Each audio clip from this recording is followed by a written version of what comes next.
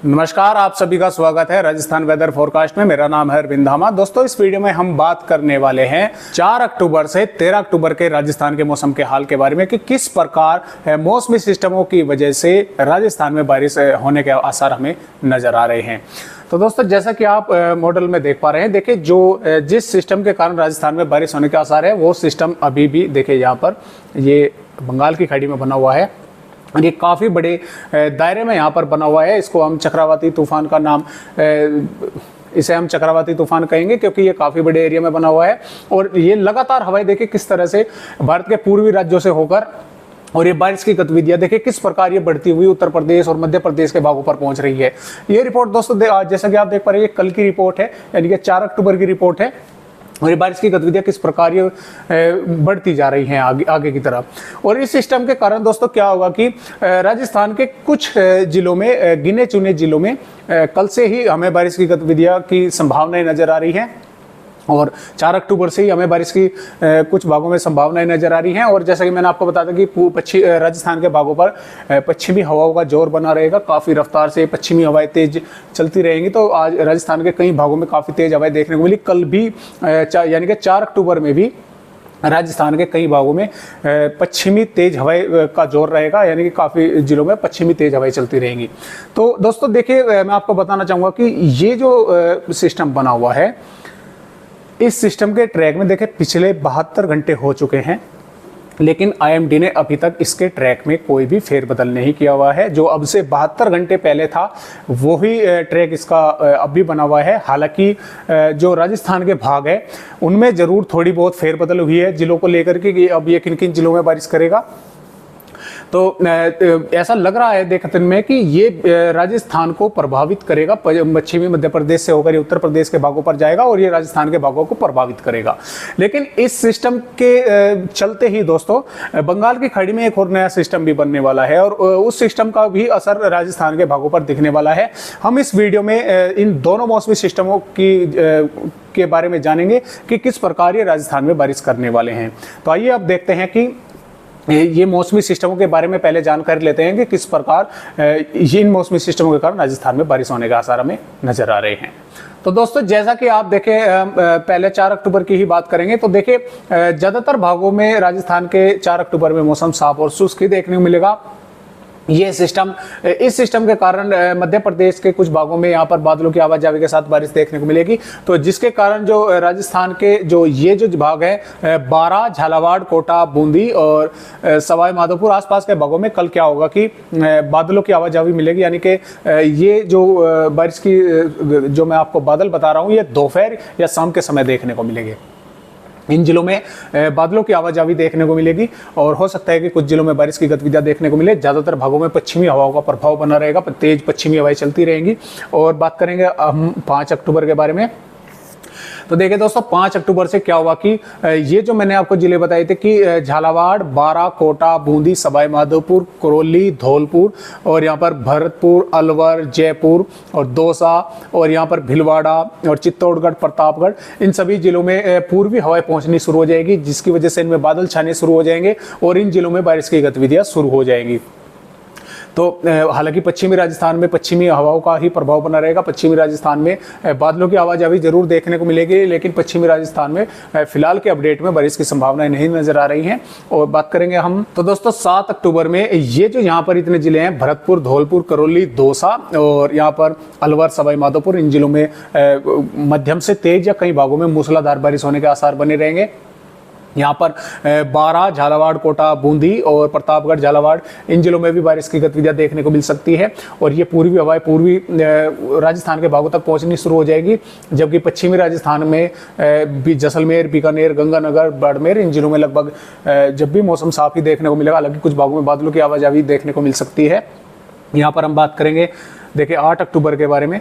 तो देखिए 8 अक्टूबर में भी क्या होगा कि यहाँ पर पूर्वी जो राजस्थान है, इसमें भरतपुर, अलवर, दौसा, करौली, इन जिलों में क्या होगा कि बादलों की आवाजाही के साथ कुछ भागों में बारिश की गतिविधियां देखने को मिलती रहेगी। पश्चिमी राजस्थान के जैसलमेर, बाड़मेर, गंगानगर, इन जिलों में लगभग मौसम शुष्क बना रहेगा और यहाँ पर भी मतलब हवाओं का फ्लो बनेगा और बादलों की आवाजाही यहाँ पर भी देखने को मिलेगी। और यहाँ पर हम बात करेंगे 9 अक्टूबर के बारे में। तो देखिए 9 अक्टूबर में भी जो भरतपुर, धौलपुर, करौली है, इन जिलों में कहीं कहीं पर बारिश की गतिविधि देखने को मिलेगी। ज़्यादातर भाग राजस्थान के साफ और शुष्क बने रहेंगे। और 10 अक्टूबर में भी ये जो अलवर, भरतपुर, धौलपुर, करौली, सवाई माधोपुर, टोंक जिले हैं, इन जिलों में बादलों की आवाजाही के साथ कुछ भागों में बारिश की गतिविधियां देखने को मिलेगी। जबकि मध्य और दक्षिणी भागों में राजस्थान में मौसम साफ और शुष्क बना रहेगा। पश्चिमी हवाओं का फ्लो लगातार राजस्थान के भागों पर बना रहेगा। और यहाँ पर 11 अक्टूबर में फिर से राजस्थान में बारिश बढ़ने के आसार है। और इसके बारे में भी हम बात करेंगे। जैसा कि दोस्तों मैं वीडियो के शुरू में आपको बताया था कि एक और सिस्टम बनने वाला है यहाँ पर बंगाल की खाड़ी में। और जैसा कि आपने देखा कि ये बारिश की गतिविधियां समाप्त हो गई थी, लेकिन ये दोबारा से राजस्थान के भागों पर बढ़नी शुरू हुई है। तो इसके बारे में हम वीडियो में आगे बात करेंगे कि किस प्रकार ये राजस्थान में फिर से बारिश की गतिविधियां बढ़ी हैं।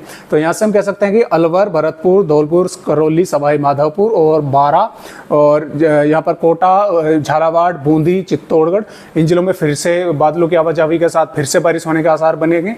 और यहाँ पर हम कह सकते हैं कि 12 अक्टूबर में क्या हुआ कि ये बारिश की गतिविधियां और अधिक जिलों में राजस्थान के बढ़ने के आसार हैं। यानी कि यहाँ से हम कह सकते हैं कि झुंझुनू, अलवर, भरतपुर, दौसा, धौलपुर, करौली, जयपुर, सवाई माधोपुर, टोंक, बूंदी, कोटा, बारा, भिलवाड़ा, चित्तौड़गढ़, प्रतापगढ़ और अजमेर, ज़्यादातर भागों में मतलब पूर्वी राजस्थान के बारिश की गतिविधियां होने के आसार बनेंगे।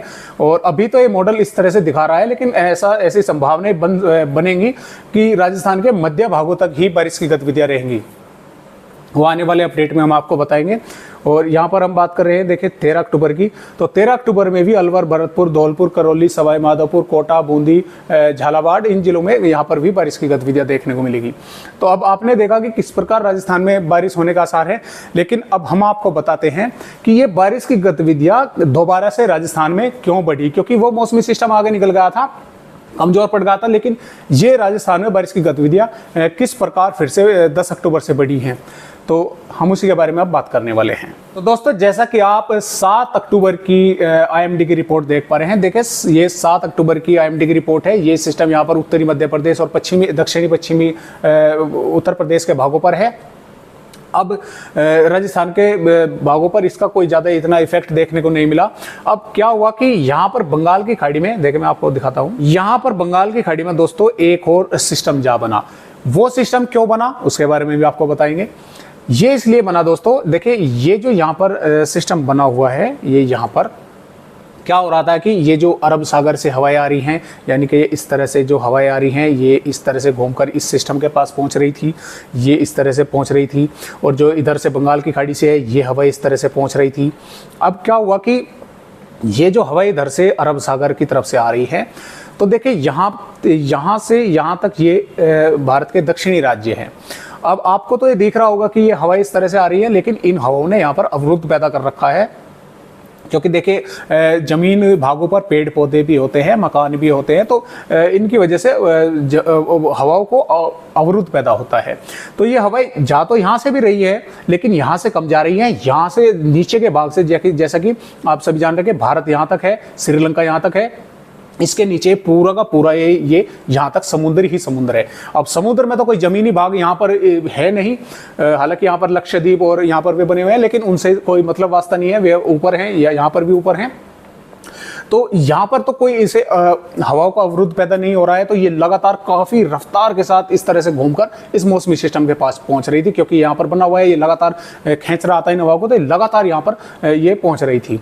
अब जब ये यहाँ से इसी प्रकार लगातार ये इस तरह से आई और यहाँ से घूमकर यहाँ पर पहुँची, तो यहाँ क्या हुआ, बंगाल की खाड़ी में जब लगातार वो इसी तरह की प्रक्रिया लगातार वो ये चलती रही, तो 7 अक्टूबर में यहाँ पर एक ये हवाएं घूमनी शुरू हो गई यहाँ पर, और घूमकर यहाँ पर एक सर्कुलेशन जा बना। अब ये सर्कुलेशन बन गया, हालांकि ये कमजोर है, इसको लगातार हवाएं मिल रही हैं। अब हम बात करेंगे आने वाले 8 अक्टूबर के बारे में।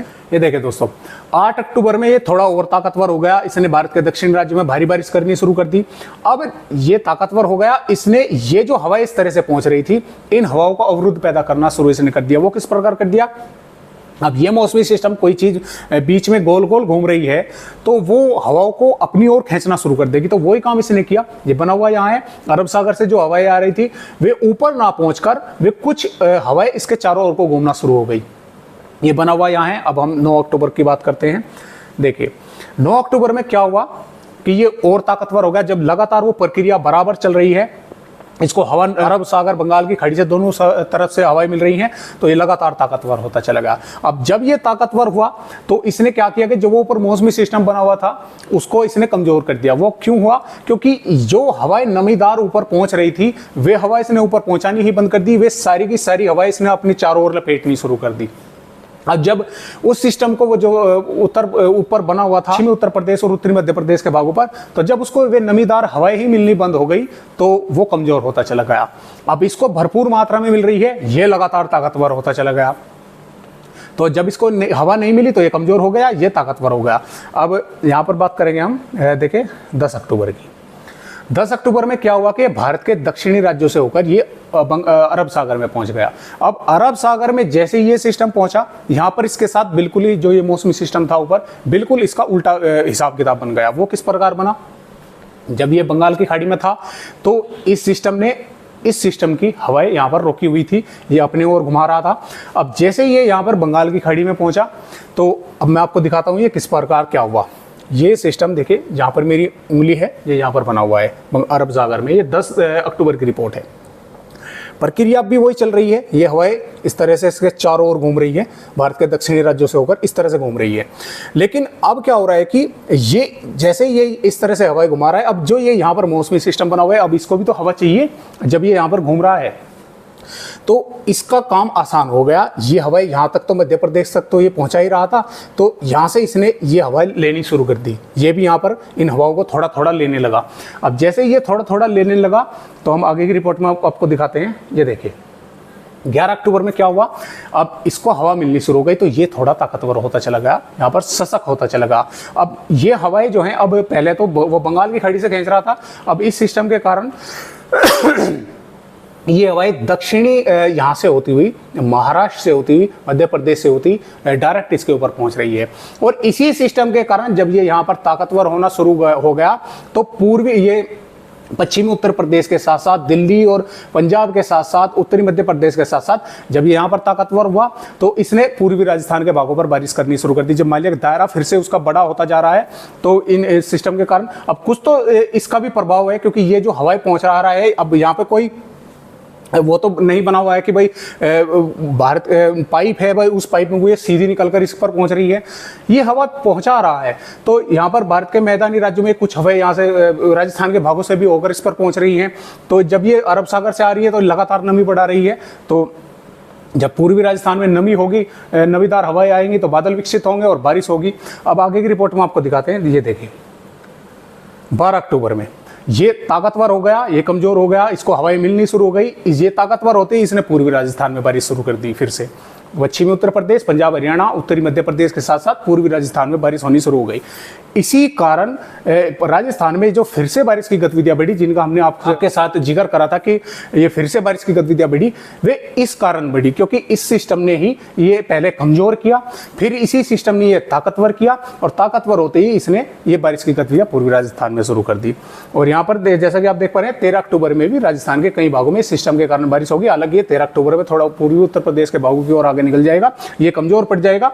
तो दक्षिणी पश्चिमी हवाओं का फ्लो यहाँ पर लगातार बना रहेगा पश्चिमी राजस्थान के भागों पर। और दोस्तों अगर ये दक्षिणी पश्चिमी हवाएं ना होती तो ये पूरे के पूरे ही राजस्थान में भारी बारिश करता। हो सकता है कि ये सिस्टम ही राजस्थान के भागों से होकर आगे निकलता। तो आज की देखिए वीडियो काफ़ी लंबी हो गई, आपके साथ बातें करते करते टाइम का पता ही नहीं लगा। तो देखिए दोस्तों 13 अक्टूबर तक इस तरह से राजस्थान में के भागों में बारिश होने का आसार है और इसके ट्रैक में अगर फिर भी कोई फेरबदल होता है तो वीडियो के माध्यम से हम आप सभी को जानकारी देते रहेंगे। तो आज की वीडियो में बस इतनी ही जानकारी। एक नई जानकारी के साथ आप सभी दोस्तों से फिर मिलते हैं एक नई वीडियो में। तब तक के लिए सभी दोस्तों को नमस्कार।